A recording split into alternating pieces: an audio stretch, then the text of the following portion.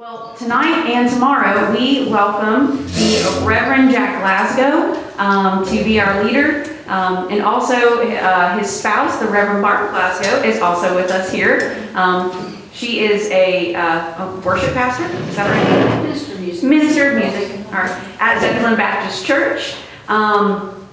They are coming from Zebulon, North Carolina. Has anybody been to Zebulon before?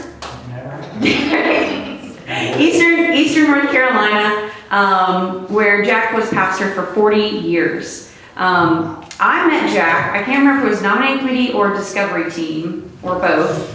Nominating. I just found Jack's willingness to collaborate and hear perspectives of younger ministers who maybe didn't know what they were doing, to be welcomed and refreshing, and for his openness to share the joys and struggles of ministry, even in that kind of formal setting where we have a task to do. And so, as Susan and I have been working and thinking about how we can do the how of ministry better, several other colleagues kept saying, have you called Jack? Have you called Jack? They did something different at Zebulon. Maybe he might be able to help you think about how to do something different at Northside. And so I called Jack, and that was probably almost a year ago. And we've been working toward this for some time. And so I thank y'all so much for giving up your Tuesday night. Some of y'all who are planning to give up Wednesday night as well. I know that we are all very busy, and certainly we've got a few school teachers in the room who are ready to get to summer break. And so y'all's time is exceptionally valuable. So now I welcome up Reverend Jack Glasgow.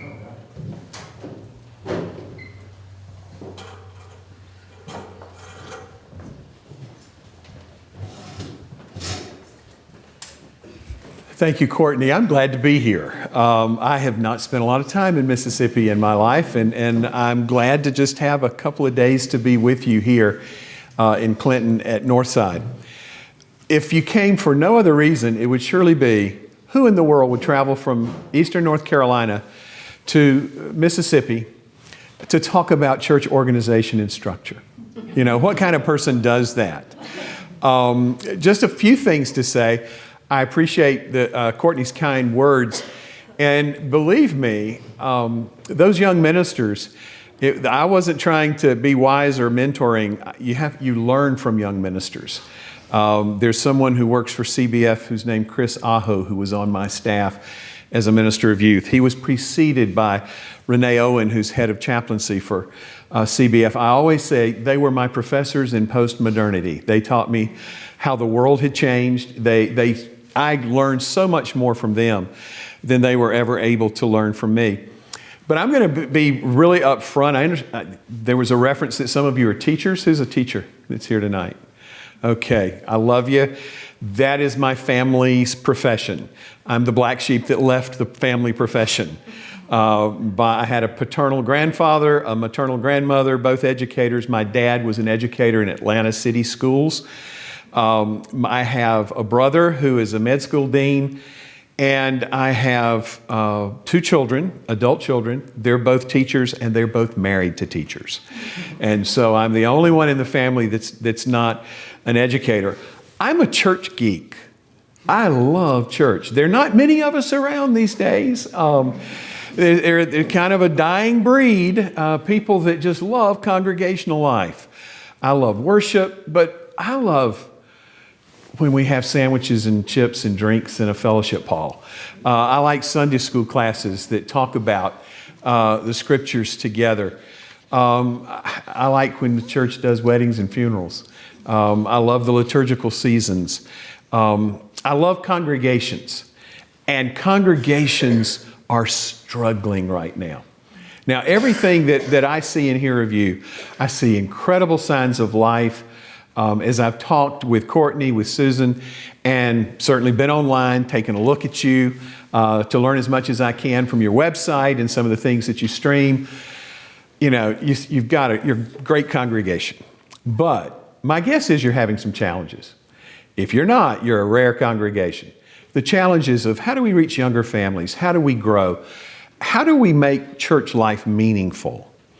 And because I love congregations, in my retirement, I'm really committed to helping congregations to thrive. in whatever way I can, whether that's to go and talk with church leaders like yourselves or like the congregation tomorrow night, or whether it's to be an interim pastor. I did spend it, you didn't mishear anything. I left Atlanta after graduating from Georgia Tech as a 22-year-old and went to Southeastern Seminary. I saw up on the board that Zebulon Baptist Church, 18 miles from Wake Forest, was open for a minister of youth and education part-time. And so I got them a resume. They interviewed 7 different seminarians, one right after the other at the seminary library. One of them was my Greek grader. And so I kind of hoped he got the job rather than me, because I didn't want him to take it out on my Greek grades. But I was called in October of 1977 to Zebulon Baptist Church and did my 3 years of MDiv, loved the work, loved being a youth minister and working in spiritual formation work, and graduated. And if Dr. Furman Hewitt, who taught Christian ethics, had not said, "Jack, would you stay an extra year, do a research master's in Christian ethics, and be my THM fellow next year," I would have been gone from Zebulon years ago. But I stayed.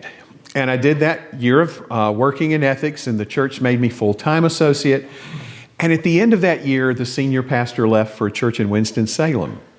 And after a 6-month interim, the church asked me to be their pastor, and I served as senior pastor for 40 years. So I've served one church, 44 years on staff, 40 as senior pastor.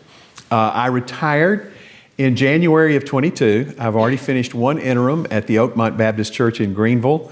It was a church that was in complete disarray, having fought and talked about LGBTQ issues for 7 years, and having lost almost all of the more conservative part of their congregation because of the discussion. Then eventually the more progressive part saying, "You're moving too slow," and they go and create their own church, taking a third of the deacons and being pastored by the minister of youth. And there was this group left in the middle. They remembered, what happened 10 years ago. We were running 550 every Sunday morning. Since COVID, we haven't seen 100 inside the church. And so it was my privilege to be their interim pastor for 11 months. They have their new pastor, and they're growing and learning how to be church together again. And then on May 1st, I start with another church in Cary, North Carolina, that is, it kind of, the highest level of conflict within that congregation. And a lot of generational arguing between people who want traditional worship, people who want contemporary worship. You've changed our church, and they are in complete disarray. So it seems to be my lot, having served a very healthy congregation for 44 years, that I'm going to go to all the dysfunctional places. And my goal in that is to help them not have a knot in their stomachs when they come to church. Because if you've ever lived through serious church conflict, you know that is possible.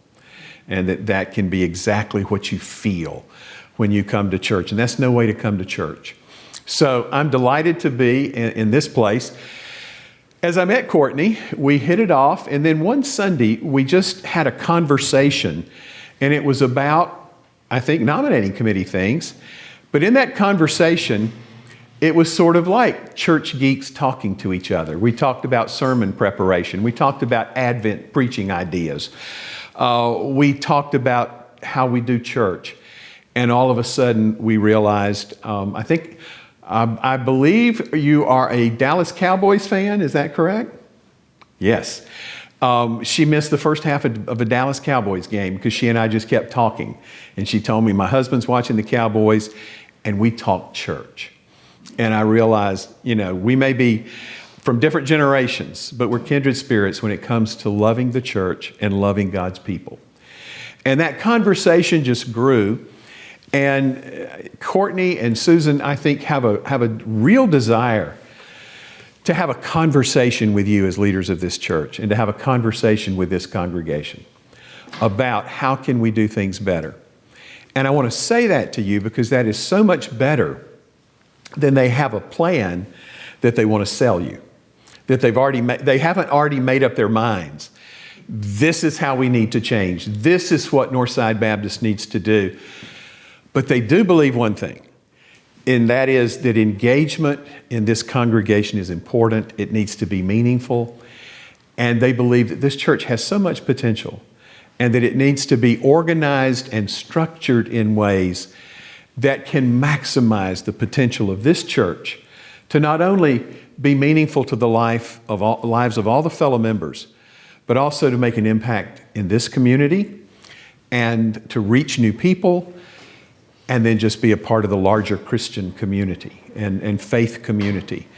So with that in mind, she said, I really would love for you to come, because she learned that, yes, Zebulon Baptist had a very unique structure among Baptists. It's when I talk to you about it, it's not going to be all that odd, but it is going to be different. It is going to be unique. But what she liked about it is that it was at the end of a very deliberative process. It was a conversation between me and the leaders of our church, and then that conversation broadened to the larger congregation, and we just had a really good conversation, actually a long time ago now. This goes back about 25 years. And we said, we could do things better, and we need to try that. And we really began to restructure with a whiteboard and dry erase markers. You know, what is it we do? How are we structured now? And we were, scribbling here and scratching out there. And after a long enough time, we came up and said, let's try this. And it has been life-giving to our church.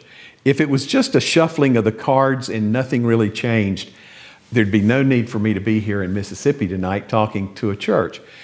But when I can tell you that it engaged people of all ages, it increased engagement in our church, people who spent hours of their time investing in some of the meetings of the church and the congregation, all of a sudden felt like it's making more of a difference. It matters more to me. That has been the result. And so because it's had that positive effect, I'm glad to be here. We're going to break in just a little bit, but I want you to spend your time tonight around your table talking about this issue of organization. And I'm going to give you a short little thing to think about. The one thing I want to say to you is that church leadership over the years has been an evolving story. And I would love to say that the church is always innovative and the church puts in new practices and then the business world adopts it. That is not what happens. That is not what happens. The business world, the culture puts in new practices, has new waves of thinking and thought, and usually about 5, 6, 7 years later, the church catches on. And it is brought into the church. If you really think about the history of church leadership, and you began in 1969, you called your first pastor in 1971. So I know that time, 69, I was 14 years old, 16 and 71. If you think back to that particular time, before that time, the most common way that churches were led in Baptist life were by boards of deacons, an administrative board of deacons.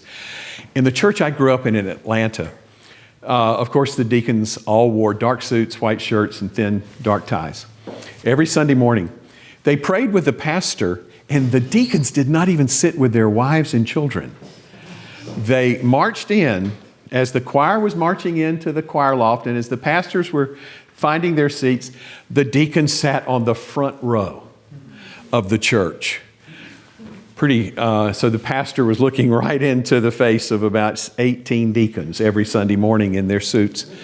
And they were called. I mean, anybody remember a Baptist church where they had the board of deacons? You know, that was common. It was reflective of that day and age. The 60s and 70s changed the world greatly, and one of the things that became very much in vogue in the business world was participatory management. We need to get people involved. And so you began to see more committees at work. and people discussing and talking, less of a top-down structure, but more of a participatory structure. That's when you were born. So my hunch would be committees have played an important life in the organizational life of this church. You had committees that were now committee-driven churches. During that period of time, there was a lot of tension with deacons because they'd been the board for so long. And now Baptists were being told Baptist deacons ought to be ministers, caregivers. We'll assign you congregation and you take care of them. And it was the finance committee, and it was the personnel committee, and it was the building and grounds committee. That's really where the church was being led. That began to change. If you get to the 1990s out in the workplace, people were saying, please quit having so many meetings. Time became the most important currency. I am so sick of meetings, and it was in the workplace, but it was also in the church. Going to so many meetings, and I think about how long I spent at meetings in the 80s and 90s, early 90s as a pastor.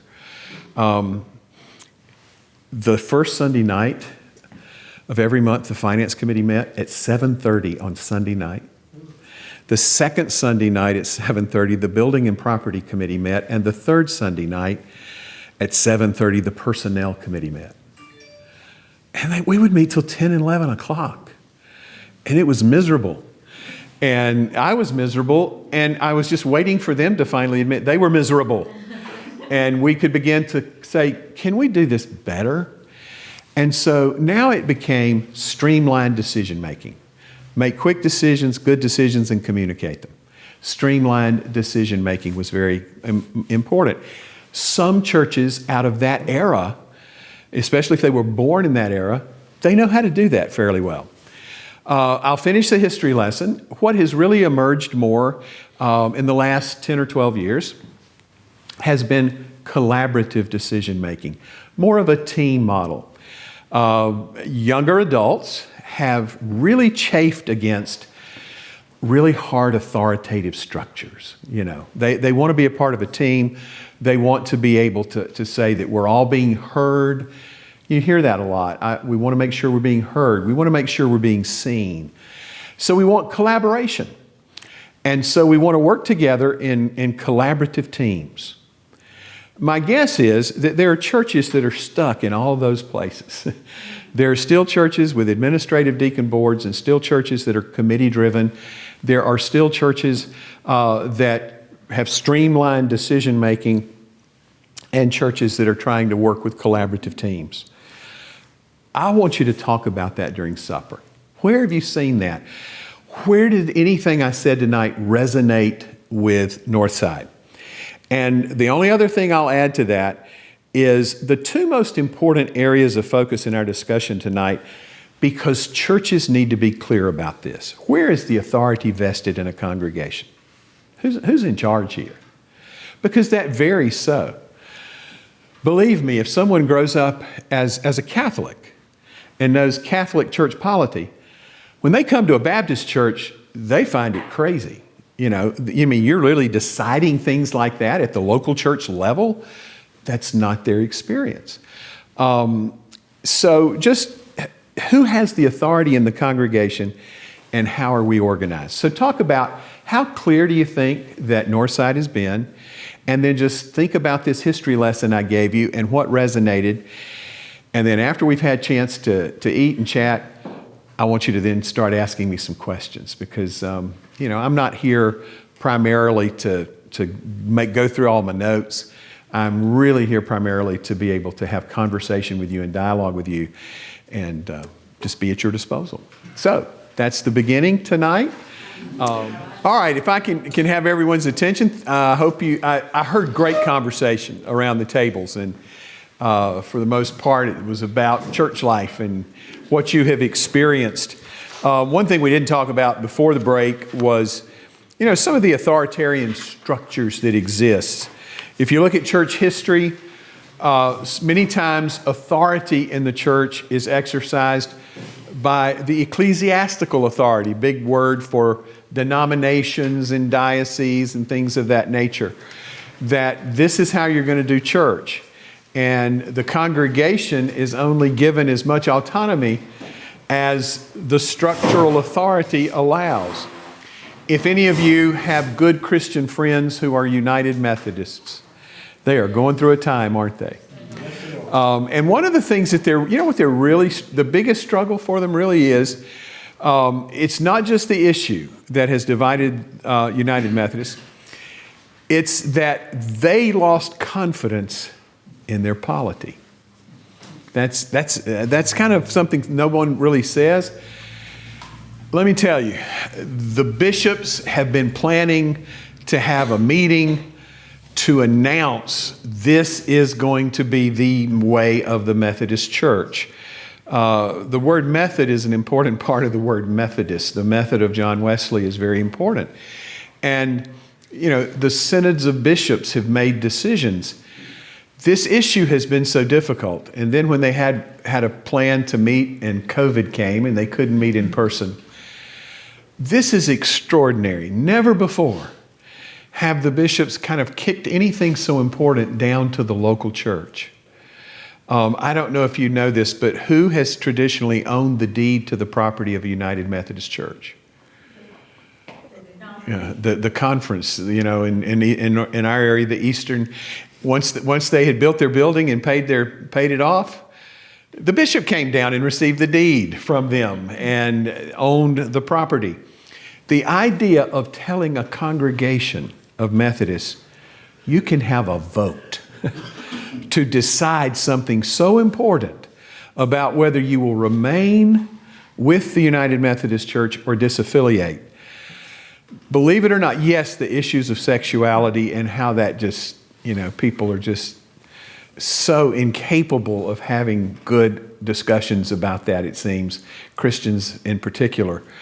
But I think that it's been an issue of polity, of congregational vote for a United Methodist Church over something so important about our and then the fact that the bishop said, you can disaffiliate and you will own your property and you can affiliate with another group of like-minded churches if you have a 2/3 vote. Up in our area, we have several congregations that the majority have voted for disaffiliation, but they didn't hit 2/3.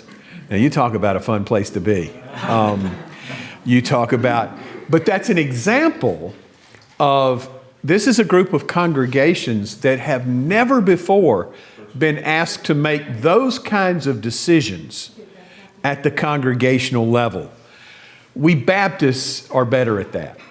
That doesn't mean that we're good at it. It just means we're a little better at that. But there is ecclesiastical. We've always had churches that are just run by pastors. The preacher is the authority. And we've always had churches that are laity-led. It can be the little small country chapel that the same family, the extended family kind of runs the church.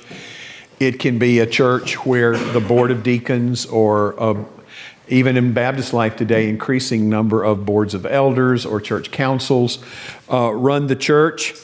And then, but I really want to leave you with the idea that leadership at its best, I think, can be collaborative between clergy and laity.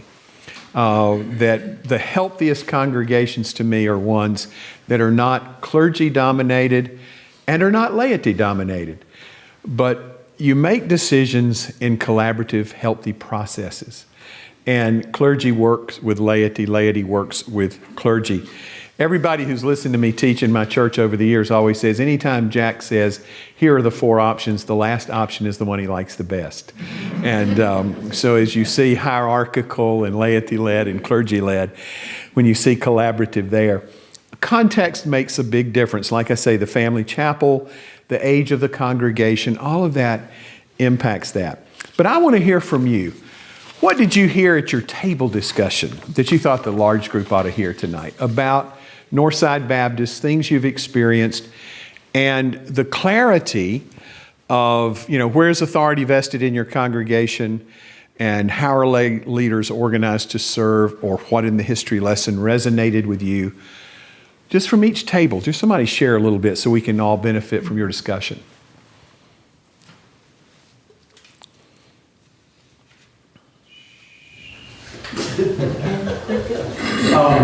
One thing that was mentioned at our table was the difference in how on Easter Sunday we are more packed. We see more people than compared to a regular Sunday. What does that tell you about your church? Well, I mean, not to sound funny, but it kind of tells me that, like Easter is a bigger deal than the other Sundays out of the church here. Yeah. We kind of talked about just the role at Northside of, the deacons and the committees and, who makes decisions and stuff like that. But we talked about at Northside that the deacons are almost in a more caregiving role. And I was telling them, I've heard so many times that there's been like maybe a former church member or a relative of a church member that's maybe had somebody pass away, and they'd say, well, more people from Northside, called or visited than people at the church wherever they went, So I feel like that's definitely something that Northside does right, that maybe some other churches don't put as much importance on. That's a great thing to be a part of your reputation, that you're caring. To build on that, Darren, I've had a couple of people say that they're not interested in being elected a deacon because that's all it is caregiving. And I suppose maybe they're more interested in administrative type roles, but it just made me think of that when you said that. Not a lot of people, just a couple of people who said that initially because all they do is caregiving. All you do is care. Right. Well, that's not everybody. No, it isn't. It is not. That is exact. And the two comments together points out a great learning for you as leaders as you begin to think about things. If you try to make your deacons, on the one hand, they still have some authoritative role that they're playing to lead the congregation, but they're mainly wanting to do, we want them to be caregivers. If you give them both of those assignments, exactly what you just said, there are some folks who enjoy leadership. They're gifted in leadership. And being a deacon to them means I want to give leadership to my congregation. I'm not good at sending cards on birthdays. I'm not good at, there are some. No, I'm looking at you because you said that, not because I don't know anything about how that. And my birthday's June 15th, by the way, if you want to jot that down. But my brother is a wonderful, he's my hero. He's my little brother. He turns 63 today. He's down talking at the med school, Mercer's Med School in Savannah tonight. He's just a great guy. He's a good Christian churchman. He is at Highland Hills Baptist Church in Macon, Georgia, where he serves. He is not a good caregiver. He really isn't. He's a great thinker, but Wayne is not warm and fuzzy, is he, Barbara? He's funny as all get out. He has the most sarcastic wit in the world. I could waste our time and entertain you with some things he said to prospective med students. I'll give you just a little bit. When one was in there telling him, he asked, and why do you want to become a doctor? And she was giving kind of I want to help the world. And he said, no, you got to do better than that. Well, I just have a real love for people. And he got a card out and he wrote some numbers and a name. And he said, I want you to call my brother. He does exactly what you say you want to do. He helps people. He's a minister, a Baptist preacher. I want you to call him and he'll put you in touch with a great seminary and will get you on the road to accomplishing your life goals. Well, the prospective med school student is in tears, Well, Dr. Glasgow, what is the right answer? And he said, I don't know what the right answer is. He said, for me, it was ever since I was a kid, I had this insatiable curiosity about the way the human body works and what makes it sick and what makes it well. He said, that's why I spent my summer between 9th and 10th grade injecting E. coli viruses at the Center for Disease Control into little bunny rabbits. Because somehow or another, I believed that might help children who were dying because of the E. coli in Africa live. He said, I've never lost my interest in that. And she was kind of like, wow. All of that is to say, he doesn't sound very warm and fuzzy, does he? Anybody who will put E. coli into bunny rabbits, we're not going to get into medical ethics and research, and I'm sure they do that better at the CDC than they did back in the 70s. If you were to ask him to be a part of an administrative leadership of a church team, you will get A+ service from him. He will be wise in how you spend your money, how you support missions. He will be wise in matters of personnel. He will make good decisions about whether we need a new piano or whether we need a new roof, if we can only do one. He would be great at that. He's also great to teach teenagers in a Sunday school class. He's a good Bible teacher.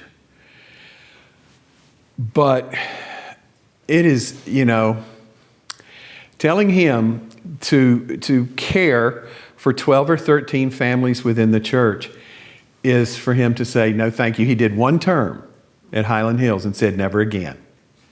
I'll never again be a deacon in that church. That was miserable for him.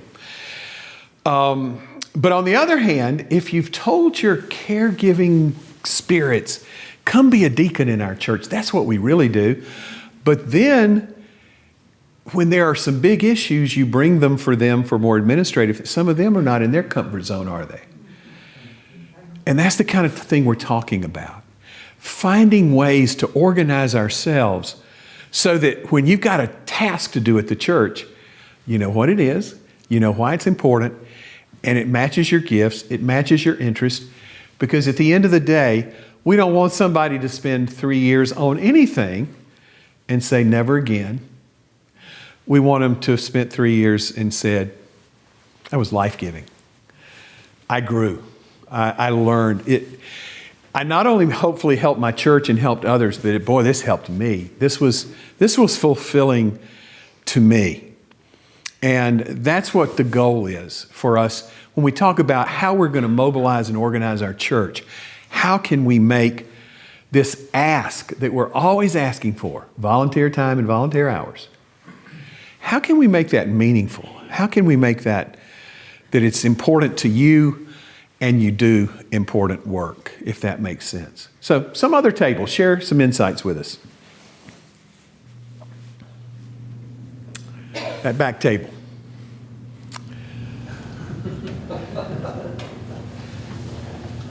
Well, I guess one of the things we're wondering is, we feel like things work pretty well. Yeah. And so, I guess we're wondering, is there something we need to fix? Or is there just a matter of, can we do it better? And we're not clear really which one of those we're here for. And I don't know the answer to that, and I doubt that's an easy answer. So I'm just going to throw it out to all of you. Do you think that for Northside to really take on issues and discernment like this, are there a few things broken that need fixing? Or is it a matter of I think there's some better ways to do things that will have a higher level of impact on the people that are a part of this congregation. What are your thoughts there? Margaret talked about how, we have a bunch of committees here, and committees are maybe making decisions, about certain things. And what I like about that is I feel like it, like you were talking about having, deacons at the old school that, these men parade in front of the church and it's like they're almost, they're above everybody else. And so at Northside, we have all the committees, and so that gives more people an opportunity to feel like their voice is heard, I think. And so, more people to be involved and, feel like they have a say in what goes on. So whatever you do, you want to see Northside have a broad base, not a small base of participation. I mean, I think that's what we have. Good, and you have that here. Good. Yes. I think that evaluation, I speak from an education background, but I think we need to be very cognizant of the positive aspects of evaluation. And I think that as the congregation changes, which in my tenure here, it has changed dramatically, the demographics, the age of the congregation. I think things need to be looked at again as the church evolves, to use your terminology. Whether that's just in the age or whether it's is the community around changing or whatever that might be. I think every so often a good objective evaluation can be very important. It can help you see what you are doing well, and who doesn't like a pat on the back. Right. But it also, in light of whatever may have changed, it can point out to you how can we do this better with this changing group that we have, or this changing community, Yes. or whatever. I'll second that, absolutely. When we first started here 4 years ago, there was a lot of talk about how the church needed new blood, needed younger, and I feel like over the last 4 or 5 years that is happening. The diaconate is much younger than it's ever been. If I had to guess, y'all tell me 10 years ago, was it as young as it is now? I don't think so. So I think it's definitely a perfect time to reevaluate. Just don't bring up the bylaws again, and we'll be fine.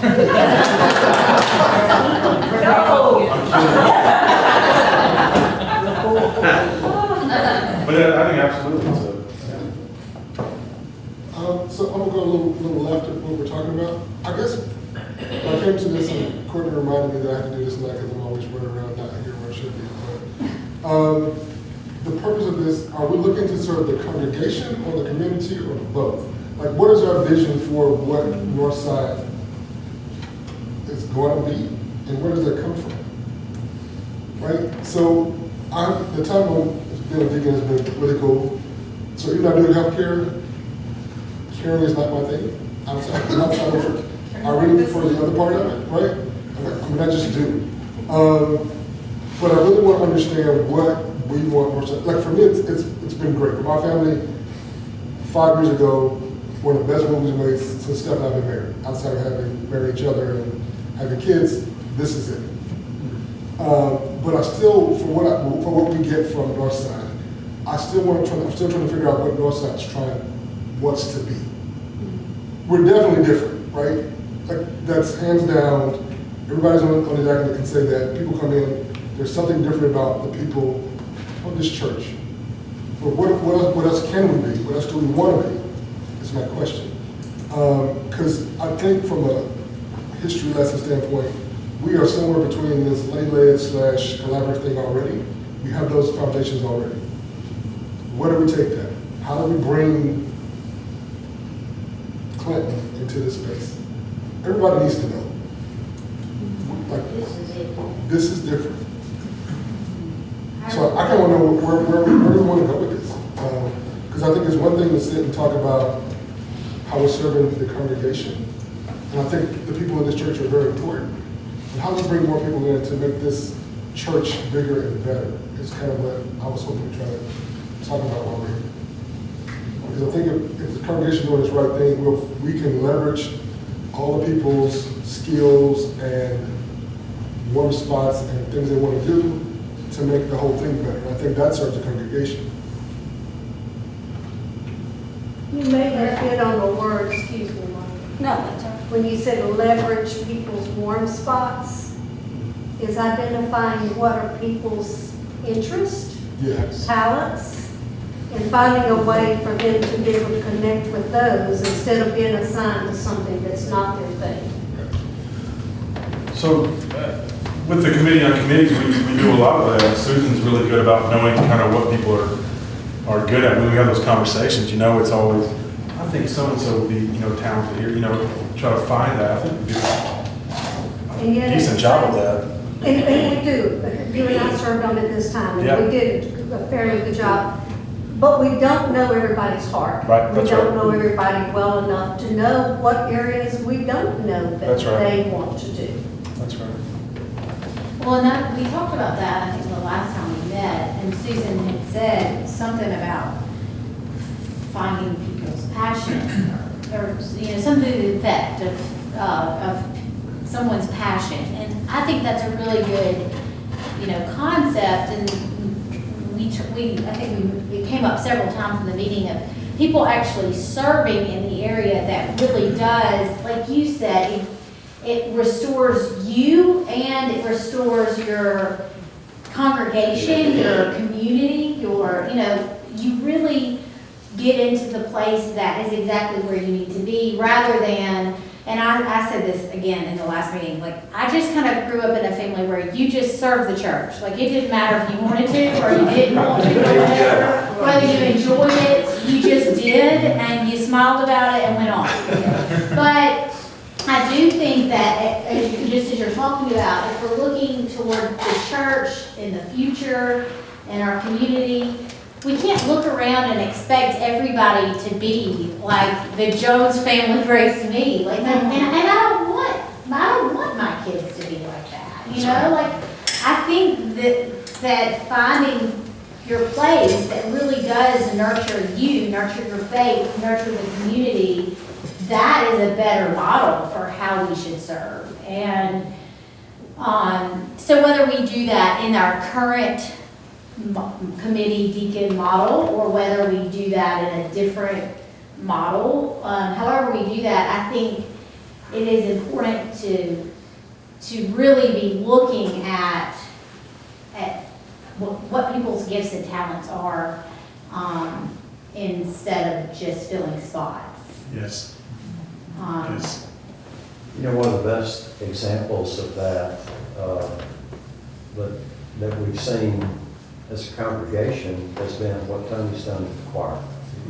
And it's been identifying relationships he's got, identifying people, and telling them, hey, you can make a difference here, recruiting people actually to come and participate and do something that they're predisposed to and love and enjoy.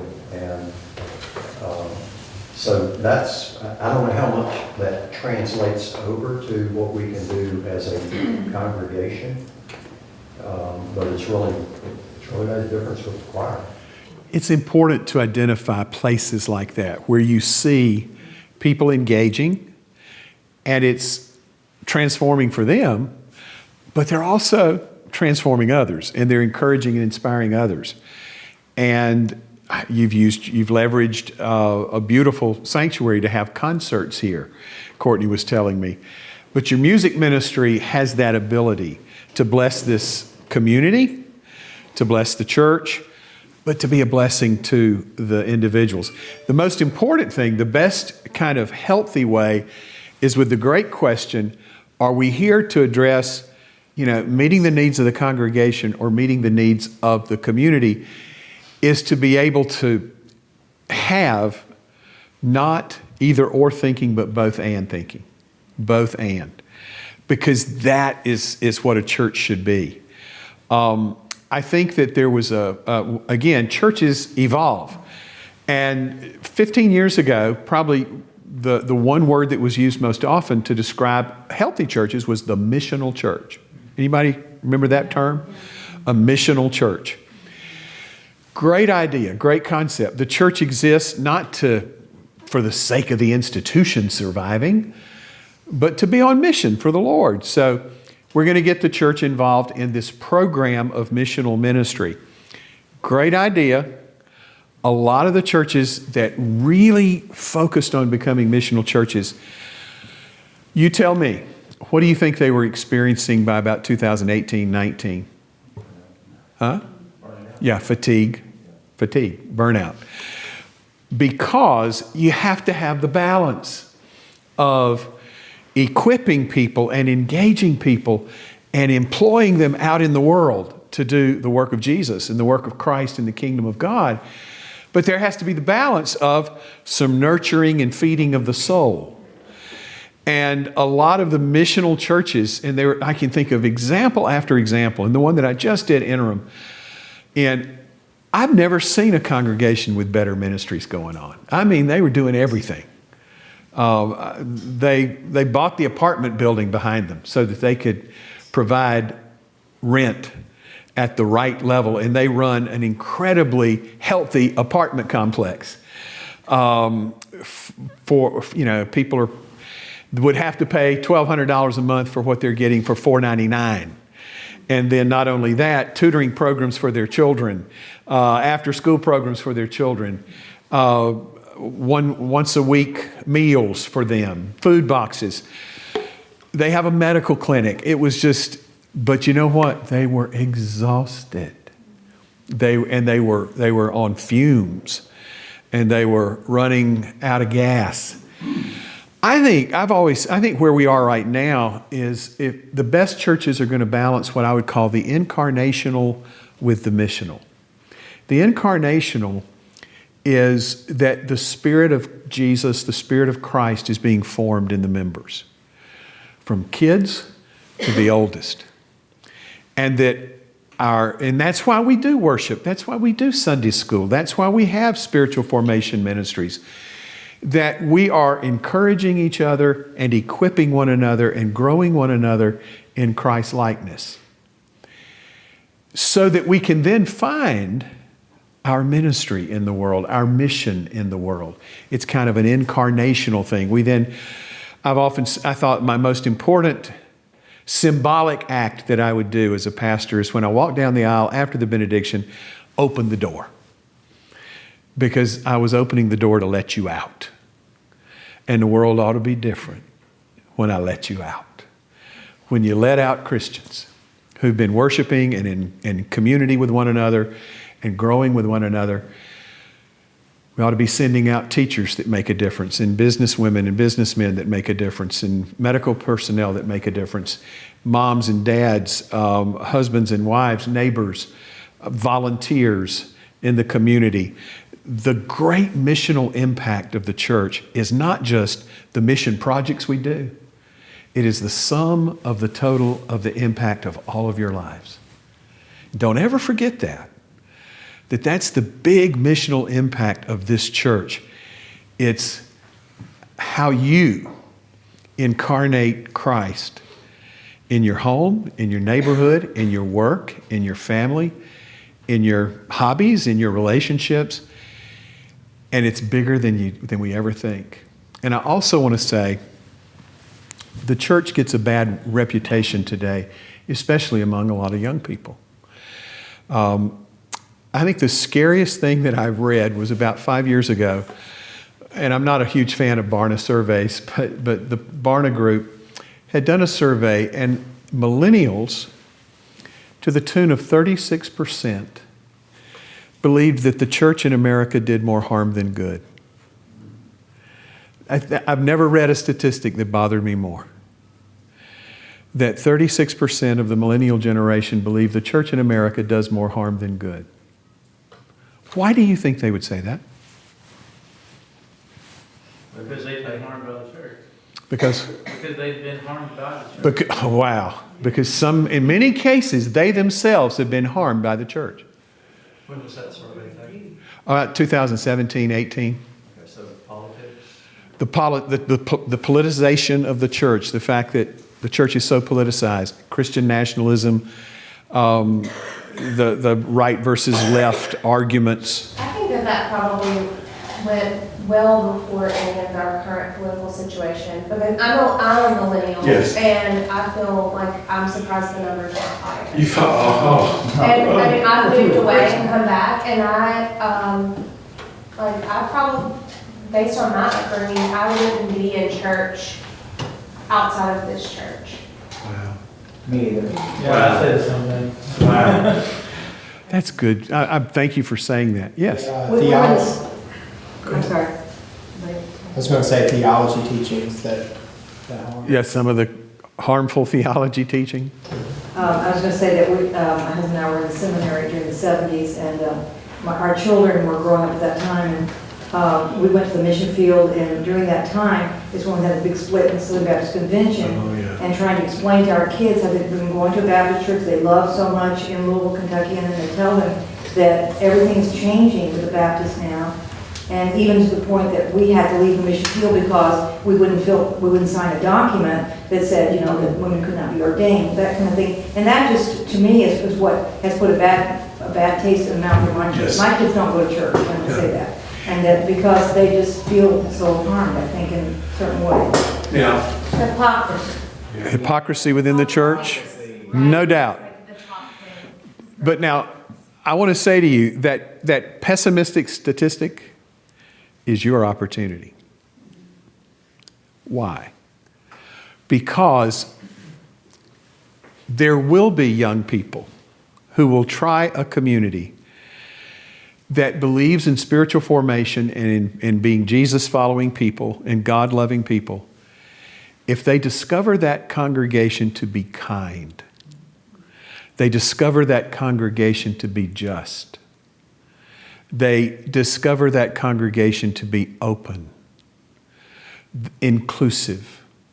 They discover that congregation to be generous in spirit. I'm convinced that, I'm a lifelong Baptist, and in the old beginner Sunday school class, probably the first Bible verse I ever memorized was, "Be ye kind one to another." Then probably a little bit later, tender-hearted and forgiving. I'm pretty simple when I try to encourage churches today. If you can pull that verse off, you're going to offer something that the world is looking for. You show me a community of people that's kind, tender-hearted, and forgiving.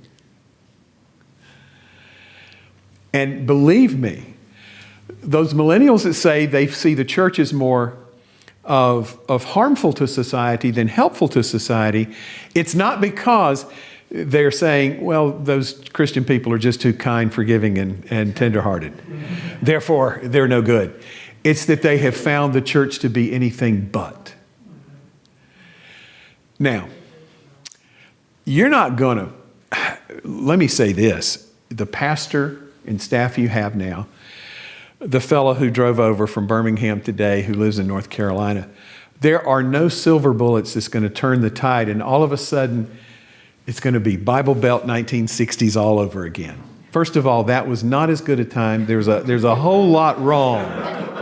Let me tell you what, turning the clock back, and it doesn't matter whether it's from North Carolina, Mississippi, or any place in between, turning the clock back, which is what so many people want to do, is not our answer. There is a way forward. And that way forward is, and this is where, you guys don't need me. We can have a good conversation. But you're amazing just to hear you talk. The things you've said, the things you're bringing to the table are amazing things. But I think you're here because this is a kind place. And it is a graceful place. And it is a tender-hearted place. But it also has a spine and stands up for what's right and good and Christ-like. And you put all those things together and don't underestimate the importance of just inviting people into that community. Find good ways to do that. That's what you want to do. The world we're living in needs healthy churches. When I said earlier, I'm a church geek, I love the church. I don't love unhealthy. I love it when the church is unhealthy. I don't love it when the church is hurting people and being toxic for people. And it is. I'm getting ready to go serve a church that the co-moderators, it's a husband-wife team, I can already read how exhausted they are. And they have told me the last 3 moderators of this church left the church within 3 months of the end of their tenure. That's toxic. Because you loved your church to become moderator in that structure. You have invested in it, you care about it, you love it, and they are 3 for 3. That as soon as they finished a year of being the moderator of the church, they left it. I said, where'd they go? They said, they're not going anywhere. I just get that intuition. That's not who you are, you know. So be who you are and invite people into community. And the idea that every 5, 6, 7 years we ought to evaluate, there's goodness in evaluation. If I were doing these kind of seminars, I'd carry you on the road with me to say that, because I believe that with all my heart. A lot of people have asked me, what was it like to do the same job for 40 years? And I've said, I have no idea.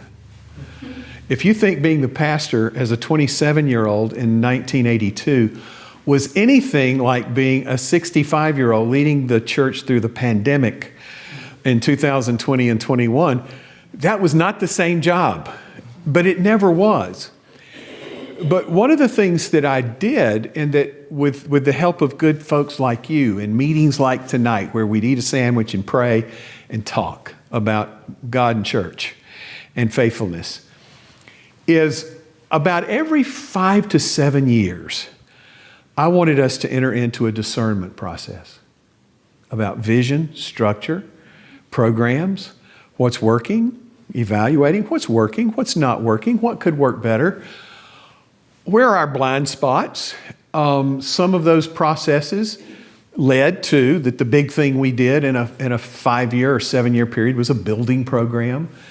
We were talking about, you have a beautiful campus and beautiful worship space here. We built a beautiful new sanctuary during one of those periods. Then we also bought, and this is Southern, isn't it? We bought the Piggly Wiggly behind us and turned it into our fellowship hall. We used to set up for meals, and we'd ask a Sunday school class, which way do you want to face, produce or dairy? We bought that shopping center, but sometimes there wasn't a building to be built. But to me, those were the fun ones. And we would look and find new ways to be impactful in our community. And learned that we had people who wanted to do that, and we set them free to do that. The real change we made in structure came out of the mid-90s process. So I always wanted to be working on about a 5 to 7 year vision plan. And I didn't mind taking a year to develop a plan. Let us talk to the church about the plan, let the church be on board, and then that became my marching orders, if you will, as a pastor. We've made a decision together, this is what we're going to do. I'm going to do my best to lead the congregation to do that. How long have you been here, Courtney? 5 years. 5 years. I want you, if you're wondering, what is she up to? Do y'all ever wonder that about pastors? What are they up to? Why is she bringing in the guy who's going to talk about reorganization? And what is this about? I just want to say that she and I, we like each other, but we're not so close that I'm certain what she's up to. But I think it's this. She's at that 5 to 7 year period. 2 of those were pandemic years. And 2 of those were pandemic years. So, okay, 2.5 years. You've been here 5 years. You've been pastor a lot less, but in a lot more challenging ways. I really think what she's up to is, where do I need to lead this congregation? And how can we be more effective? And what does my next period look like? And I don't think she's the kind of pastor who's going to make up her mind and say, this is it, and then come tell y'all, here's the plan. Everybody fall in line. I think she wants to collaborate with you. I believe you got a sabbatical coming up. Yes, 41 days. You know, but who's counting? Who's counting? First of all, thank you for giving your minister a sabbatical. That is life-giving. It is helpful in ways you cannot imagine. And you're a wise congregation to give that gift. And it will come back to you with a renewed minister. And you'll be glad you gave her the sabbatical leave. But I sense that she and Susan want this conversation to get started. I think she'd like for you to be thinking while she's gone about Northside and about its future. Because I think she wants to come back next fall and be that energized pastor who's ready to really sit down and say, where do we believe God is leading us? And that is that should be a humbling question. How can just ordinary folks like me and you know where God's leading a group? If we can know such a thing, it is only by the grace of God and the work of the Holy Spirit. But doggone, we believe in that. We believe such things are possible. And I just believe in the energy of it.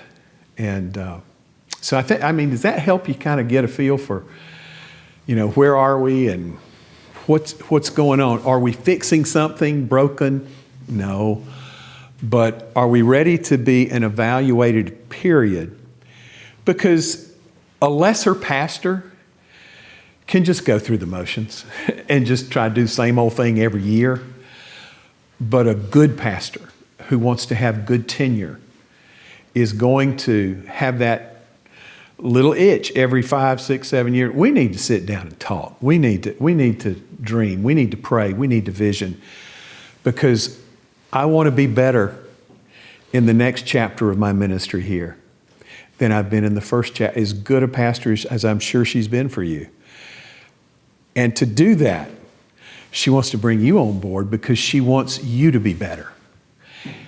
And to feel that, to have that sense of, this church is making a difference. It's making a difference in my life. It's making a difference in my sisters' and brothers' lives in this church. And this church is making a difference in Clinton. And this church is making a difference in even bigger global ways. And its influence and its impact is amazing. That's what you want. And you don't have to be the biggest church to do that. I've never minded chasing rabbits when I'm talking and saying things that weren't in my notes. But, one of the things that came up just a little bit in a conversation was, this sense that I know some things may need to change, but in some ways I would hate to see them change because I would lose something in that. As much as we can, like I say, always try to get out of that either or way of thinking, but be both and. Try not to think in terms of win-lose, but we're always looking for win-win solutions whenever we can have them. I'm going to tell you something. I don't think you have to, and Courtney did not bring me here to say this. She may be not like that I'm saying it, but that's the beauty of being an outsider. You can come in and say whatever you want to say, and what are you going to do, fire me? Folks, I've watched your worship. I see what you are doing in worship. Northside does not need to change its identity to reach people. Does that make sense? Again, I'm getting ready to do an interim in a conflicted church where the pastor and staff just decided we're going to have to leave traditional worship behind and go contemporary, and then we're going to reach all the people. They're just going to flock here. And honest to goodness, sometimes their worship looks like a bad Saturday Night Live skit. With a bunch of old people in the pews like this. And this generational conflict going on. I happen to have pastored a church, and we did not grow phenomenally. Church probably ran about 175 when I started, and 40 years later, it was running about 350. It doubled in 40 years. I wouldn't call that phenomenal growth. It was just steady. But it does have some neat problems right now. It is a divided chancel, minister in robes, liturgical church, traditional instrumentation, wonderful choir that Barbara leads, of great singers. But the best problem they had this past year during my interim was they weren't sure they could get all the cherub choir in the room because the K through 3 choir had 35 kids in it. That's a good problem. You heard me say, there's not a screen in the sanctuary. It is liturgical, traditional worship. We make it inviting. I loved Susan saying, we're liturgical, but with a sense of humor. We can laugh. I loved that. I think we were too. Creative. I saw your Christmas banners. How cool is that? That is just, be yourselves. Be your authentic selves. The good news is the idea that you have to absolutely change the DNA and identity of Northside Baptist to reach people for Christ is just, at least you can always quote the guy in North Carolina. He says that's wrong. Because I'm going to tell you, I want to see the Baptist church that was traditional, if not, maybe not high church liturgical, but just traditional Baptist church. Show me that church that put all of that aside, changed its identity completely in how it worshiped, went to praise and worship music. Show me the church that immediately that did it. They were coming in by the hundreds. I'm going to guess somebody in Jackson area already knows how to do praise and worship really, really well. So you see, I'm not talking negatively about that way of worshiping God. I'm just saying there just aren't hundreds of young adults saying, if Northside would just go contemporary, we'll go. There's nobody saying that. Because if that's what they're looking for and they're open to it, somebody already does that incredibly well in the kingdom of God. When people would come to my church and say, God, it was such a pretty church and we came in, but we don't like your worship style. I would say, I'm sorry, because I would have loved to have offered the style that you enjoy. And then I'd start telling them where I'd go if I were you. I'd say, tell me what you want. And I've sent people to some real fundamentalist Southern Baptist churches because that's what they were looking for. The girl that plays violin in the praise band, it's more fiddle, but the girl who plays fiddle in the praise band at the fundamentalist Southern Baptist church 4 miles down the road, she is dynamite. She is dynamite. So I said, if that's what you're looking for, God, it's right there for you. But it's not who we are. And I'm okay with that. Because the young adults who've joined our church are looking for authentic community. Authentic is a big word. They want it to be real. They don't want it to be a political battlefield.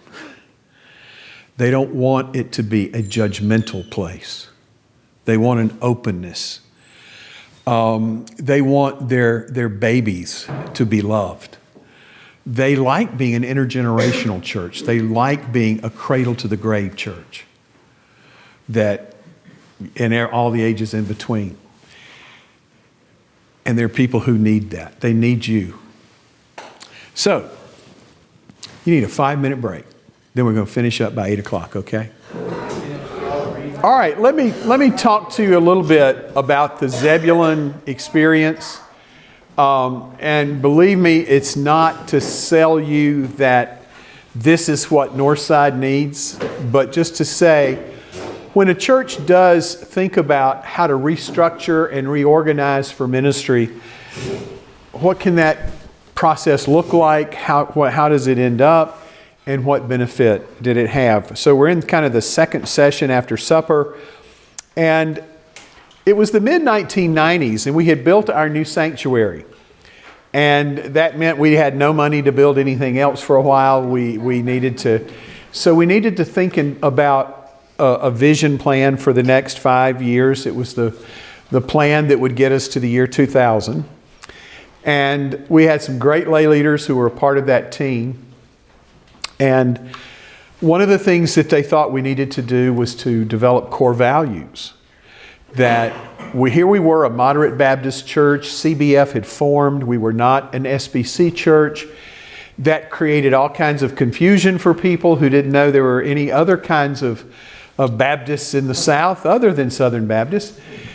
And we had members who were, they would hear CBF believes this and that, and they wanted to know, what do we believe? So we worked in that group. We had a group that put together a beautiful, simple, but important set of core values that the congregation embraced without dissent. We did not say that every member of the congregation had to adhere to all those core values, but we did say we expected leadership consistent with our core values. And that was very helpful. That was important for articulating this is a church where women in ministry at every level will be affirmed. That is a core value of the church. So bottom line is, if you come and visit our church, we give you a nice visitor's packet, and if you go home and read it, you realize that. So again, we want to be welcoming of everyone, but we're not, it wasn't on the table for a new member to come in and say, oh, I don't like women deacons, get rid of them. No, we've made a commitment. It's a core value of the church. But we also took on this idea of why do we need to change structure? And I've given you some reasons for us. We were a committee-led church. Probably had about 18 to 20. Nominating committee filled all the slots. You served a 3-year term. And the committees led the church. The deacons were doing congregational care. But every now and then it would get confusing because sometimes the committees would be a little crossed up with each other. Have you ever been a part of a Baptist church where you work on the building and grounds committee or the properties committee and you say, we really need this, and then you take it to the finance committee and the finance committee says, we can't afford that. Well, who gets to choose? So the controversies ended up getting kicked up to the deacons. And the deacons didn't like that. We're here to minister to people and we don't want to be that group. So we recognized that time was becoming a valuable currency for many Christians. Spending long hours in meetings energized no one. My tenure had an effect. I became pastor in 81. By the mid-90s, I'm up to 14 years. That's a long tenure for a Baptist preacher. And one of the unhealthy things that I had realized is a church member had pretty much said, Jack's been here so long and he's got so much capital. If he's for something, it'll happen. Which meant all you got to do is go to the pastor's office, sit down, and tell Jack, I want us to do this. And if it didn't happen, you were mad at Jack because he didn't carry your proposal forward. But I realized how unhealthy that was. And I said, we've got to do something different. If you've got a new idea for Zebulon Baptist Church, you're going to need to bring it to some lay leadership so that pastor and lay leaders talk about it together. If you want to have a long tenured pastor, you need to limit that pastor's authority a little bit, or it can get very unhealthy. The idea that people support what they plan was being replaced in the business world by the preference for streamlined decision making. The nominating process sometimes seemed stale and difficult. It seemed like, instead of us looking for people's interest and trying to plug them in where they were interested, it was, gosh, it's hard to get the nursery committee filled. And you were just asking and asking and asking. And the goal was we got all the slots filled. And you feel like the organization is serving the structure rather than the structure serving the organization when that happens. And we also needed there to be a streamlined group that could give some overall leadership to the church. The idea of a streamlined decision making. And a big deacon body was not the answer. And so with all of those things evident, we entered into this deliberative process. We worked at whiteboards, and we ultimately said some important things to our congregation that the congregation wholeheartedly approved. Number one, we do not want to be led by a pastor and staff. And that was very popular, by the way, then. The mega churches, for the most part, are either a pastor-led staff that answers to a board of elders or directors, or it's just a pastor-led staff. Some of you may have read a book by Rick Warren about that time, The Purpose-Driven Life, The Purpose-Driven Church. But, and there's a lot of good things Rick Warren said in The Purpose-Driven Life, but in The Purpose-Driven Church, he pretty much said churches ought to be staff-led.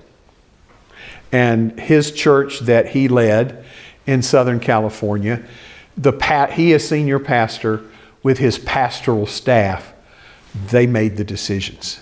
And that was it. And he felt like in the 90s, he was encouraging Baptist churches to adopt that model. And many Southern Baptist churches have adopted that model of a pastor-driven church. We knew we did not want to do that. We wanted to be collaborative in leadership. We did not want to keep having as many committees as we had, a different kind of selection process. And at the end of the day, we started talking about deacons.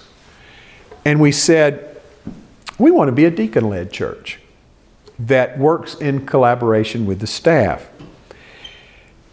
And we don't want being a deacon to be kind of some spooky people who've been elevated to the next level spiritually.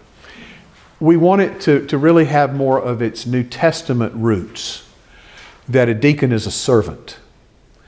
And so we want to put a model together that has a lot of people serving our church, a good, healthy number of people serving our church, in our church. And we want them all to be deacons. And that was where, I don't know, we've not been trying to sell that idea. It's just what we felt led, and we liked it. And we said, well, then we're going to do something, again, nobody else has done that we're aware of. We're going to have 3 different types of deacons. We're going to have administrative deacons. We're going to have congregational care deacons. And we're going to have ministry team deacons. The administrative team deacons, and there's some extra papers on your table. One explains our lay leadership program. One is the duties of deacons for all deacons in our church. One is more geared toward the ministry teams. But we decided that the administrative deacons would be one administrative group that led our church in all matters of administration. What would be included in that? Finance, building, properties, personnel, communication, technology, insurance. If it's administrative, this is it. And boy, that was different. We're doing away with a building and property committee. We're doing away with a personnel committee. We're doing away with a finance committee. We're doing away with a technology committee. And we're going to put it all together. And we said, what on earth would be the advantage of such a thing? Well, fewer meetings. And you would force people into big picture thinking. Do you get what I mean by that? Because if I pick 7 people from my church to do building and property, they're always looking. That needs done. We need a new one of those. We need to do that. If I pick 7 or 8 people to be personnel, they're always, we got good people, we need to pay them. Or we may need to look at this benefits package, or insurance is costing so much these days. Or we really need a new person to come work with children. And what do you call that? Everybody's kind of siloed in their own little area. And then the finance committee becomes the big bad veto group. You know, they have thank you for all the work you've done over the last 3 months, saying we need to do this, but we don't have the money. You know, we can't pay for it. If you can imagine, if you've been on any of those, how many of you have been at least on one of those administrative types of committees here? Okay, a good number of you. Can you imagine how different it would be if you came to 1 meeting a month And you start out with, here's the financial report, so everybody in the room knows the truth. Here's what we got. Here's what we don't have. Here's how we're compared to last year. Short report. And then you begin to bring up the various areas. And you start talking about building needs. You start talking about communication needs. You start talking about personnel. And you have to be a big picture thinker, don't you? You have to be a big picture thinker. All of a sudden, we realized that while we were probably spending in 5 to 6 or 7 different administrative committees, we were probably averaging about 12 to 14 hours a month in meetings. We found that we got all the administrative work of the church done in 1 2-hour meeting monthly, sometimes 90 minutes. And we learned how to be big picture thinkers. Now, what do you think the congregation sphere would be? Control. Too much power and control in the hands of a few. So we didn't want the administrative deacons to be too small. I don't know what the right answer was, but for a congregation that at that time was probably averaging 275, 300 on Sunday morning, we decided 21 sounded like a good number. And the first group was populated by people a few who came from finance and from building and grounds and from personnel because they had experience, and then a few that had never done that before. But we did know this: if you like administrative stuff and you would love to serve your church that way, this is the place for you. I'm going to tell you, this has been the best part of the reorganization. We have made better decisions. We have just been wiser about our deployment of more strategic. And here's the bottom line. The people who've served on it have loved it. I mean, we've got, there's a woman that I can think of that was a bank executive. If you asked her to be a congregational care deacon, she would hate it. But she loves this type of work for the church. We had a wonderful problem. 21 people, every 3-year terms, 7 rotate off, and you have to stay off for a year. The great problem we had was after being off for a year, they all wanted to come back. And we were like, okay, it's great that you want to come back, and we love the continuity, but we do need some new administrative deacons. Something good's happening. If to do your administrative stuff in the church, people do a 3-year term and say, oh, can I come back? And we were just, and I tell churches that, and they say there's no way. We'd never be able to pull that off here. And maybe not. But somebody mentioned constitution and bylaws. That's always interesting. And one of the things I will say, never let your constitution and bylaws hold you back from innovation. Never let that happen. They were put together originally to help you do work well. If they ever are hindering your work, guess what you can do? Change them. Now, but you can also do something else. Do you know what some of the smartest churches do these days? They write their constitution and bylaws with a 5 to 7 year sunset clause. And they rewrite them every 7 years. And you're going to say, oh no, I would hate to do that. But you don't have to change everything. But I would say if you ever decided to be incredibly innovative and your constitution and bylaws says there will be this committee, there will be this committee, there will be this committee. Nobody's got time for, all right, to implement these changes, we've come to you tonight with 217 bylaw changes.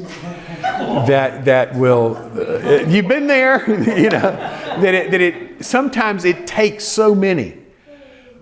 Why can't, if the original members of Northside were capable of writing effective constitution and bylaws, so are you. So are you. Just, if you do something outside the box creative, and say, but how does it fit the Constitution and bylaws? Do not let that stop you. any church that allows the movement of God and the Spirit and innovation and creativity to keep them from doing what they feel led to do because the Constitution and bylaws would make it just doesn't fit. I am convinced your spiritual forebears who put that document together will in heaven say to you, why did you do that? That wasn't what we intended. We did not write something to keep you from being able to do effective ministry. So just relax on that. We were able to do this and people loved it. They absolutely loved it. It energized me. I was tired of going to all those administrative meetings.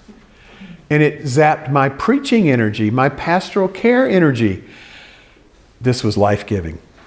Then we had congregational care deacons, and now they really were congregational care deacons. And we just asked them, how many families can you do your job well with? They said about 10 or 12. We said, well, then we're going to have a bunch of you. Because if we only assign you a dozen families, we're going to have 32 congregational care deacons. They said, go for it. That's what we want to do. This group has become amazing. Their meetings are so different. I would go to administrative on Monday night and congregational care on Tuesday night. Administrative, I had all my business types, thinking types, and it was just amazing. Go to congregational care deacons, and we spent 30 minutes in just eating and praying and having devotionals. We split up in small groups and we prayed intercessory prayer for the congregation. And then we came back together, had very little business. They ended up taking the celebration of the ordinances to just a whole new level of creativity and innovation. Baptisms became Sunday night celebrations and first communions with deacons sponsoring parties for the newly baptized. They just saw themselves, we're here for spiritual formation, we're here for spiritual caregiving, and if that wasn't your thing, you didn't go there. That wasn't where you wanted to be. But all of a sudden, they were empowered in incredible ways. And then we decided, instead of having to populate all of the, and you've already done this here in some small steps, instead of all the ministry committees we have in a church having to populate that through the nominating committee, we're going to go to a team structure. And what we decided was we're only going to recruit one person, and that's to be the deacon that leads that team. So the deacon who leads the youth ministry team, the deacon that leads a worship team. And we decided instead of having one worship team, our purple worship team is the Lenten, Easter to Pentecost team. Our blue worship team is the Advent until Ash Wednesday worship team. And our green worship team is our ordinary time team. We tried to create teams with smaller assignments, more focused, and we picked the deacons. You'll look at some point in time, I'm showing you the list of teams we had. Each of them had a deacon that led the team, and then we let them be free. They could pick friends, but if anybody wanted to be on the team, we gave the deacon that name and said, please contact them and try to engage them in a healthy way in this ministry. People ask the question, do you have to be a member of the church to be on a ministry team? Thought about that and said, nah. And we discovered something. We had a lot of people joining our church who had already been a member of a ministry team. They got engaged in local ministry. They got engaged in the youth ministry team. They got engaged in a worship team. We had some fantastic Advent Christmas leaders who knew how to engage visitors. You know, you visit our church anywhere near October, November, you're going to end up part of the hanging of the green or something like that. They engaged people in that worship. And we found that people were joining the church because of that. The small group we needed was we're going to take the chair and chair-elect and past chair of the administrative deacons, and the chair of administrative deacons serves as the church's moderator in conference. We're going to take the chair and the chair-elect of the congregational care deacons, and we're going to take the chair and chair-elect of these ministry team deacons. The ministry teams don't have to meet every month, but we did give them 2 overall leaders to just help and just, how's your ministry team going? Can we help you? What does the church need to do to facilitate good ministry? We took those 2 ministry team leaders with 2 congregational care, 3 administrative, and created an executive committee that meets once a month just to make sure the work of the church is being done. They were the ones that planned quarterly church conferences, made sure we were communicating well with the congregation, and they became my small group for collaboration. And if someone had a new ministry idea, instead of, as I told you, coming to the preacher and saying, he's been here long enough, if he's for it, he'll make it happen, they had to come to the executive committee and say, I've got a new idea. And they'd share it with the executive committee, and the executive committee would move it through right channels and make sure that it got a hearing. It was, all of a sudden, you were able to say yes to a lot of things. It was very life-giving. It's worked for every generation. Our older adults are engaged. Our younger adults are engaged. It may sound crazy that a church that right now, post-pandemic, on their best Sundays, 300, 325 right now, the idea that you had 21 administrative deacons plus their 3 leaders, that's 24, 32 congregational care plus their leaders, that's 58, and 18, 19 ministry teams plus their 2 leaders, we're at about 79 deacons. That's a lot of deacons. But we're saying a deacon is a servant of the church, and the church gets that. And it means you need a lot of deacons. So the last time I was in the foyer of the Piggly Wiggly building, I was looking, we have all 3 groups of deacons on pictures. These are our deacons. And I was saying, how many are under the age of 40? And 19 are under the age of 40. We have had the congregational care deacons chaired by 3 different individuals in their 20s. They've led the congregational care deacons and been on the executive committee in their 20s. We find that these young adults love being asked. So I can think of one who is a financial advisor who would hate to lead a ministry team and would hate to be a congregational care deacon, but loves administrative deacon work. But I can think of the ministry teams that are led by young adults. But it's balanced. It's from young adults all the way to older. It has worked for us. The last thing that I know that Courtney would want, and the last thing that I really think would be healthy, is for you to say, okay, I guess we're supposed to either vote up or down on the Zebulon structure. That's not it. That is not it. But it is for you to hear someone say that a group of people spent some time together, prayed together, talked together, were open to a multitude of models and said there's a better way to do it that will engage people, and it's just going to be better for this congregation.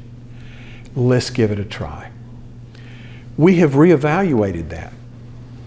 We've tweaked it a little bit, but the last vision work that I did, which was a great vision process that led us to 2020 and got us ready for my retirement. But in that last thing, when we looked at deacon structure, there was absolutely nothing in our congregational feedback or feedback from the deacons that said that this was working less effectively than it did 20 years ago. So, yes. As far as voting, selecting, appointing, how does Yeah. One of the things we realized is that it is that executive committee becomes the nominating committee. It says, okay, and it's real simple. Administrative deacons, we look and say, here are the 7 that are going off. Look at their talents. What are we losing? If we haven't had an attorney, if we've only got one attorney on there and that one's rotating off, we might think of that. If we've got somebody who's been really good with heating and air, HVAC, and they're going off, we may look at that.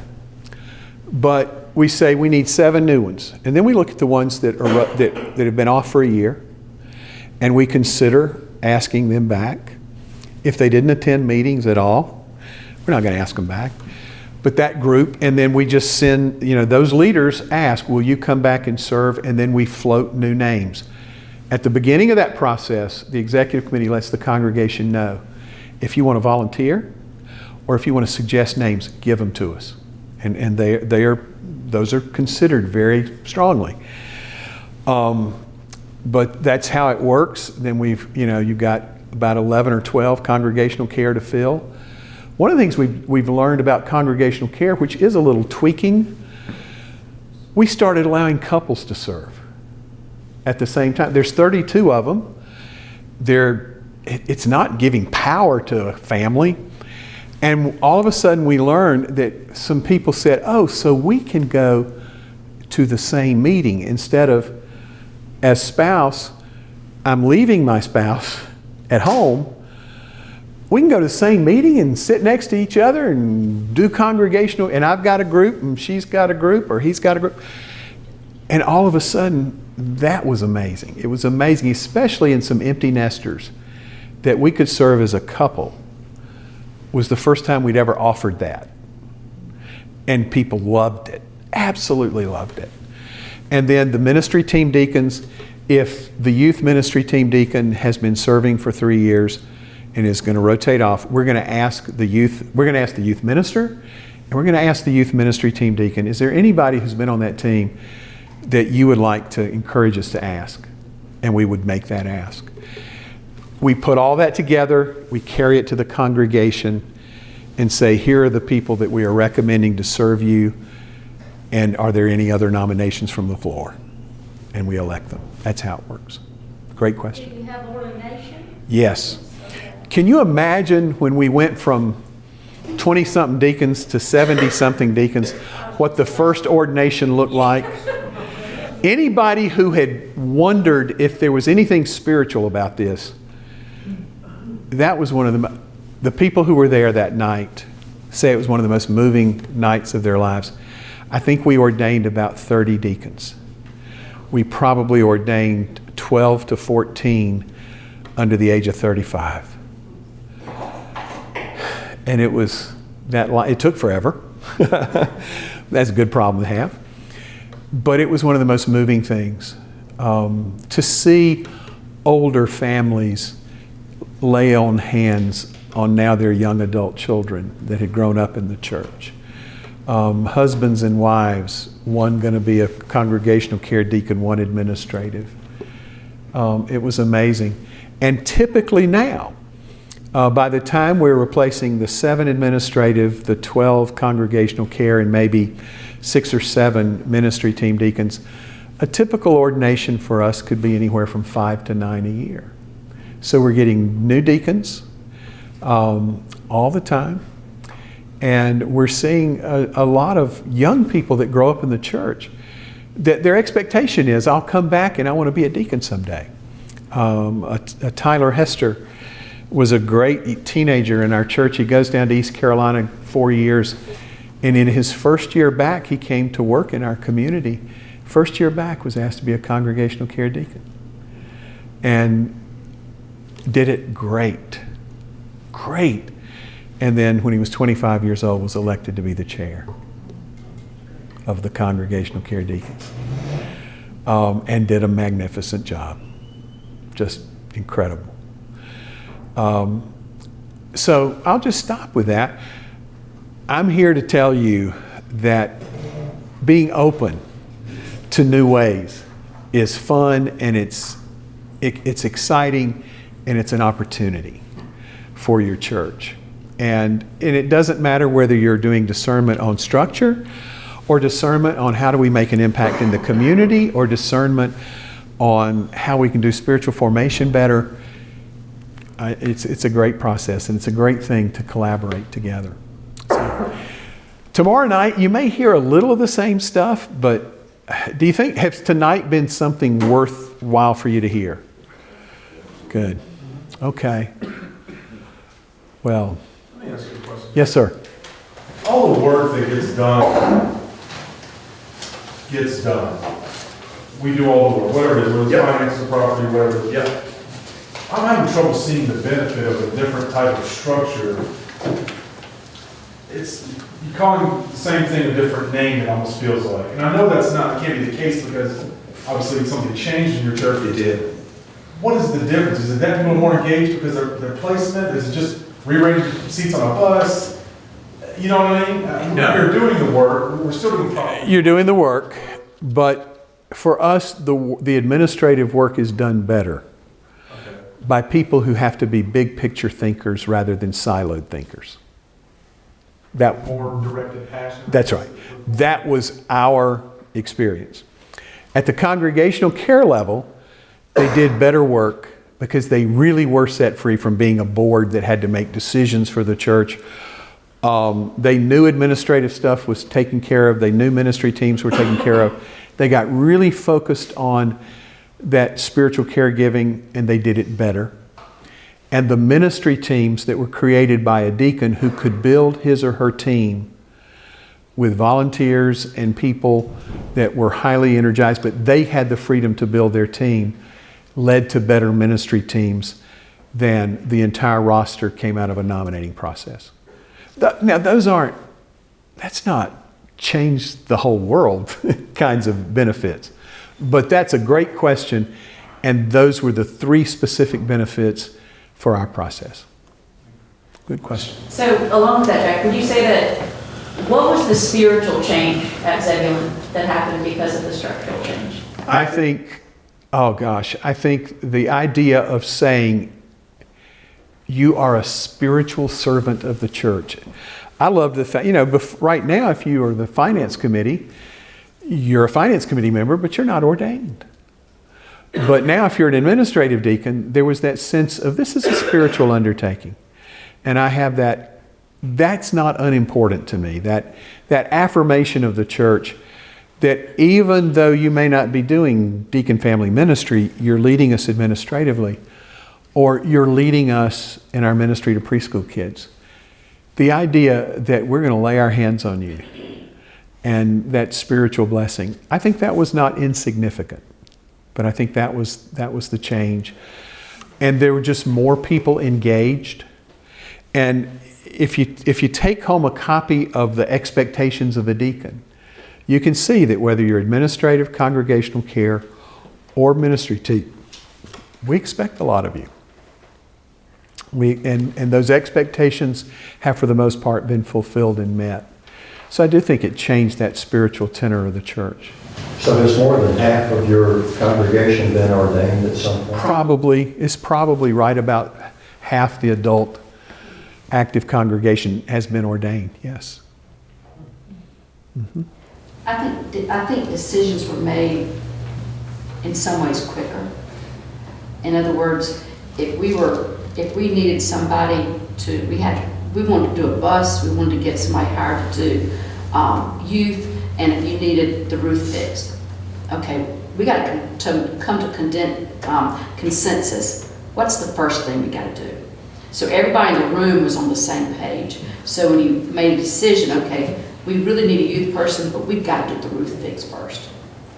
And then this is what's going to be next. So I think you were able to, in the room of all those administrative deacons, okay, this is what we're going to do all together. I think you were able to streamline, make decisions faster, and hear, yes, I'm the personnel person, but you're right, the roof really does need to be fixed first. So I think you were able to do that in one meeting where it'd be 3 or 4 meetings to get it done. For those committees to meet too. Right, to get that done. Gotcha. That makes sense. Jack, it is one last question. Sure. Based on your experience, do you think that while there's a short-term payoff for where we are right now, that as far as there would be even a greater payoff as the church grows? Yes. Yes. Because I think that as the church grows, one of the problems that any growing church faces are we just adding people who come to watch us be church? or are we adding people who are now connected and engaged to the church? So the more you can broaden that base of engagement, the better it is for a growing congregation. Absolutely. Just from kind of processing what you've shared, the deacons that we have, they impress me that, yes, each of them has both compassion about wanting to be a servant leader and also caregiving for their families. There's also a big piece, I think, of Northside having proved itself to be such a special place to them that they want to have a say in influencing and maintaining that. Yes. And helping steer where the church goes. Yes. And as we get bigger, that seems like that could become, those are, well, right now at 100 people, we can kind of keep those complementary very like it's one. Well, you've really said something important about church growth. And that is one of the reasons congregations tend to grow and then stop and plateau is that issue of engagement. And people who've had 5 jobs in the church would like to keep 5 jobs in the church. And it sounds good to them at first, but the idea that you begin to share and that you expand leadership, there are some costs to that for the core of a church that's been together. And that's where discernment comes in. You guys have to discern. Are we ready? Are we really ready to broaden so that we need, and I know we need a closing point because you've given so much of your time tonight.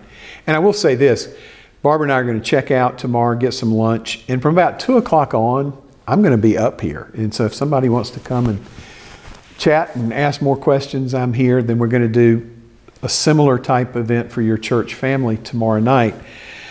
But let me just share a little testimony, and then Courtney can dismiss you whatever way she thinks is best. But I was raised in the church and in a Christian home, but my teenage years, I was not a very active church kid.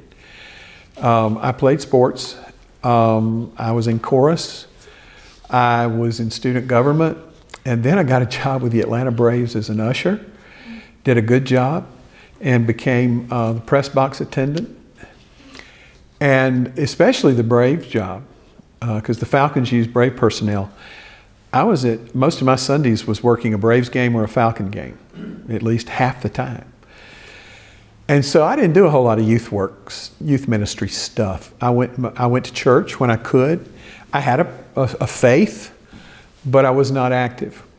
But when I went to college, my family moved across town and they joined Briar Lake Baptist Church. And it was very different. The church I'd grown up in was kind of a mid-size Atlanta church. I say that because it's going to sound like it was a big church. We ran about 600 on Sunday morning, but that was not a big church for Atlanta. Briar Lake was 3,500 members. It was only 12 years old when we joined, and it was running 1,800 every Sunday. And I told my parents, I'm not going to go to church much. Y'all pick a church and I'll move my letter with you. I moved my letter, and the activities director said, did you play basketball at Walker? And I'm like, I don't know how he knows that because I didn't play it well. But I think he knew it because my dad had been a basketball coach. I said, well, yeah, I need you. Well, they joined in October. It's my freshman year in college. I need you to coach in our 11 and 12-year-old basketball league. There'll be training. And then somebody else came, kind of crazy guy. It was 1973, and a white dude with an afro, to tell you the truth. He came to me and he said, we do college Bible study. We got a group, about 50 of us get together on Sunday night, and you are bringing the bread tonight for the sandwiches.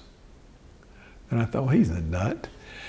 And I went home and I told my parents, I said, well, y'all joined a crazy church. And my dad said, well, you're going to coach basketball? I said, I might.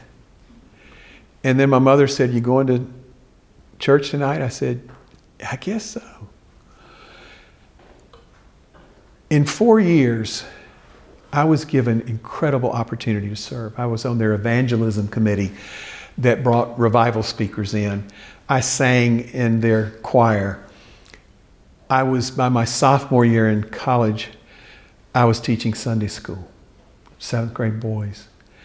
By my junior year, I was leading the summer Bible study for the middle schoolers. And that was about 90 to 110 kids a week. And my call to ministry was because of that. I found that was my love, that was my passion. And so part of my testimony is I joined a church with 3,500 members where about 15 people joined every week, and they gave them something to do the very first week.